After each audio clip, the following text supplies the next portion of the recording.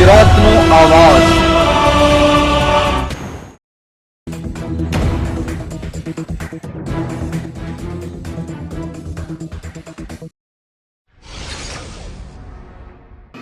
ધોરાજી તાલુકાના ઉમરકોટ ગામે નાયબ કલેક્ટર નાગાજણ તરખાલાની આગેવાનીમાં આશરે 200 વીઘાનું 23.50 કરોડ રૂપિયાની જમીન પરનું દબાણ દૂર કરવામાં આવ્યું। હાલમાં ધોરાજી તાલુકાના ઉમરકોટ ગામે આશરે 200 વીઘાનું દબાણ દૂર કરવામાં આવ્યું।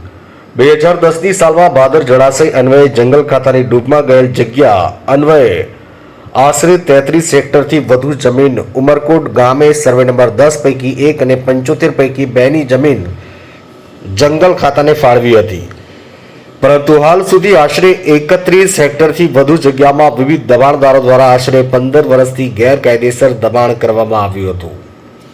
ભાદર 2માં ડૂબમાં જતી જંગલની જમીન જે કલેક્ટર સાહેબના હુકમથી अन्य जगह जे बिन जंगल जमीन होय त्या तब्दील थयेली हती। जंगलनी जमीन जेटली डूबमां होय तेना सिवायनी जमीन कलेक्टर साहेबना हुकम मुजब उमरकोट गाममां जंगलने माटे जमीन आपवानी हती। जे जमीनमां छेल्ला घणा वर्षोथी दबाण हतुं, जे प्रांत साहेबनी अध्यक्षतामां बधाय टीमो साथे रही संकलननी तमाम टीम पोलीस बंदोबस्त साथे दूर करवानी कार्यवाही हालमां चालू छे। त्यारबाद डीएलआरनी मापणी करी अने नक्शा मुजब रोजकाम करी अने वन विभागने सोंपवामां आवशे અને તે જમીનને જંગલ જમીન જાહેર કરવાની નિયમો મુજબની કાર્યવાહી કરવામાં આવશે। આ બાબતે ગામની ફેરણી મુલાકાત દરમિયાન આ દબાણ ધ્યાને આવતા દબાણ દૂર કરવાની કાર્ય પદ્ધતિ મુજબ કલમ 61 નીચે કેસો ચલાવી કલમ 202 નીચે આખરી નોટિસો આપી દબાણ દૂર કરવાની તમામ કાર્યવાહી અનુસરી 19 દબાણદારો દ્વારા કરાયેલ આશરે 200 વીઘા જેટલી જમીન પરનું દબાણ દૂર કરવામાં આવ્યું, જેની બજાર કિંમત આશરે 23.50 કરોડ રૂપિયા વધુ થાય છે। જમીનો ખુલ્લો અને દબાણ રહિત કબજો યોગ્ય લખાણ કરી ફોરેસ્ટ વિભાગને સોંપાશે।